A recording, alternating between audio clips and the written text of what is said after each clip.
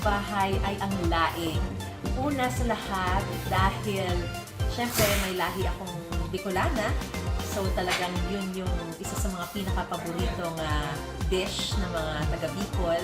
At mahilig din ako sa pagkain may gata, tsaka maanghang.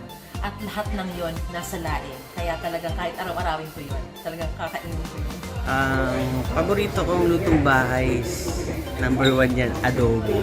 Kasi parang kahit adobong baboy, adobong isda, adobong manok, kaya pwede mong gawin. Tsaka parang hindi siya masyadong hindi siya masyadong mahirap gawin. Parang lagay mo ng lahat ng sangkap, tapos hintayin mo na siyang kumulo, and then ready na. Tapos panalo yung lasa, kaya adobo for the win. Ang paborito kong lutong bahay, naku, ang walang kamatayan, adobo. Yung mas mantika, mas mataba, the better. Diba? Simple lang. Pero I'm still in search of the perfect adobo.